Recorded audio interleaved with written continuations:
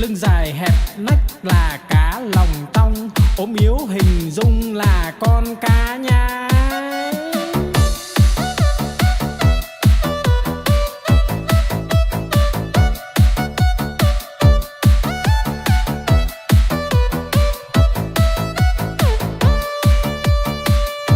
No lòng phĩ dạ là con cá cơm, không ướp mà thơm là con cá ngát. Miệng bay thoăn thoắt là con cá chim, hụt cẳng chết chìm là con cá đuối. Nhiều năm nhiều tuổi là cá bạc đầu, đủ chữ đủ câu là con cá đối. Mai nở tàn tối là con cá hoa, trắng muốt làn da là cá út thịt. Lưng dài hẹp nách là cá lòng tong, ốm yếu hình dung là con cá nhái.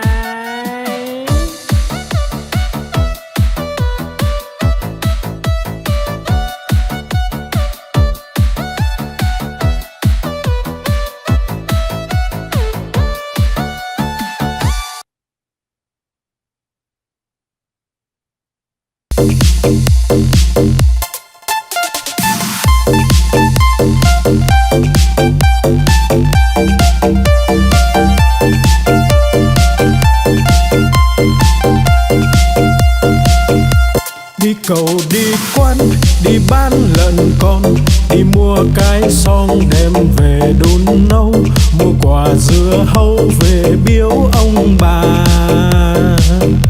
mua một đàn gà về cho ăn thóc, mua lược chải tóc, mua cặp gội đầu, đi mau về mau kẻo trời sắp tối.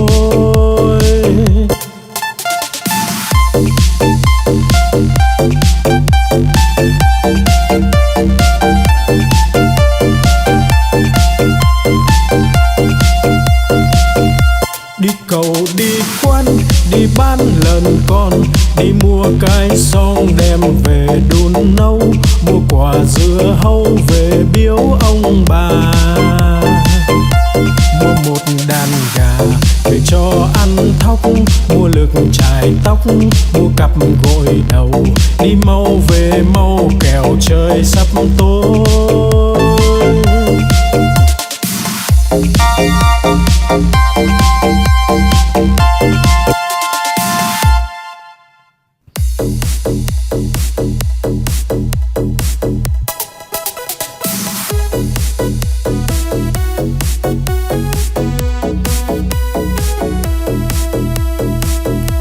Bướm bay bướm lượn, bướm đậu nhành hoa, khoe đôi cánh đẹp rực rỡ muôn màu. Bướm bay bướm lượn, bướm đón mùa xuân, vàng xanh đỏ tím, bướm bay dợp trời.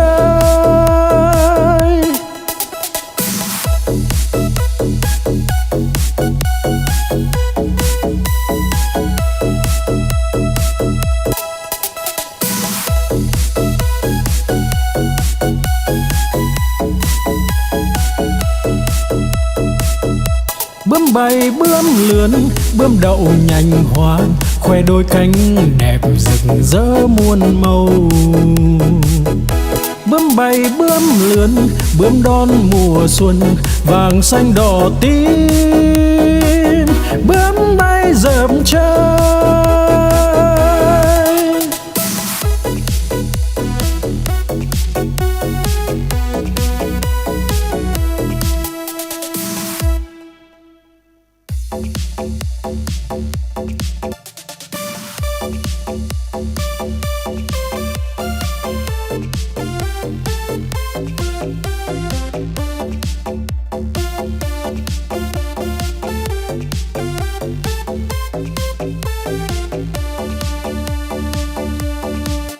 Con cua mà có hai càng, đầu tai không có bò ngang cả đời.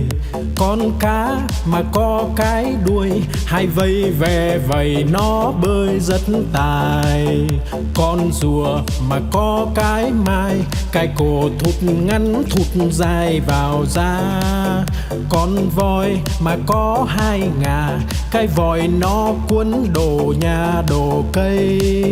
Con chim mà có cánh bay, bay cùng Nam Bắc Đông Tây tỏ tường.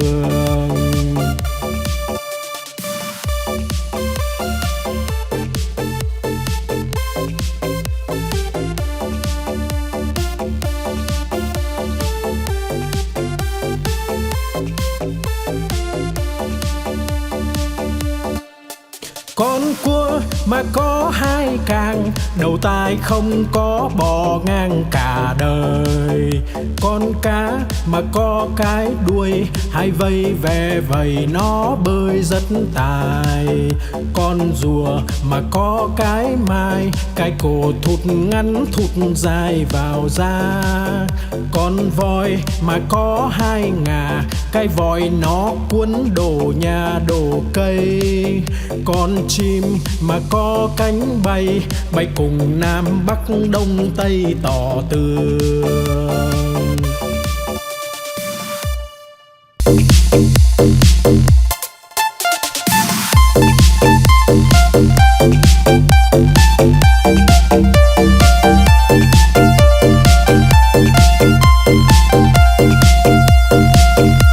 Đi cầu đi quan, đi bán lợn con, đi mua cái xong đem về đun nấu, mua quả dưa hấu về biếu ông bà. Mua một đàn gà về cho ăn thóc, mua lược chải tóc, mua cặp gội đầu, đi mau về mau kẻo trời sắp tối.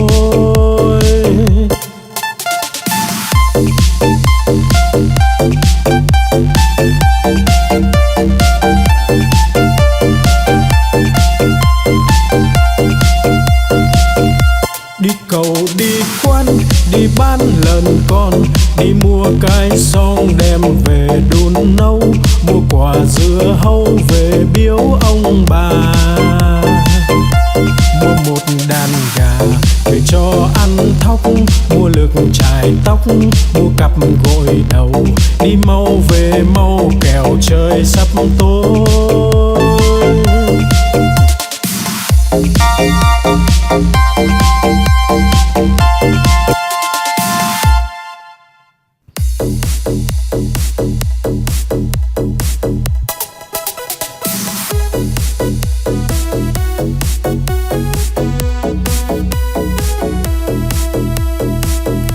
Bướm bay bướm lượn, bướm đậu nhành hoa, khoe đôi cánh đẹp rực rỡ muôn màu. Bướm bay bướm lượn, bướm đón mùa xuân, vàng xanh đỏ tím. Bướm bay dợp trời,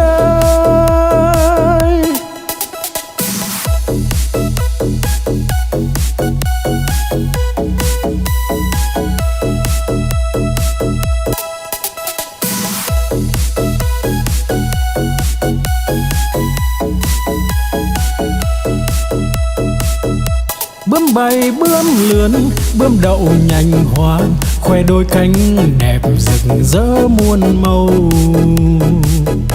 Bướm bay bướm lượn, bướm đón mùa xuân, vàng xanh đỏ tím. Bướm bay dợp trời.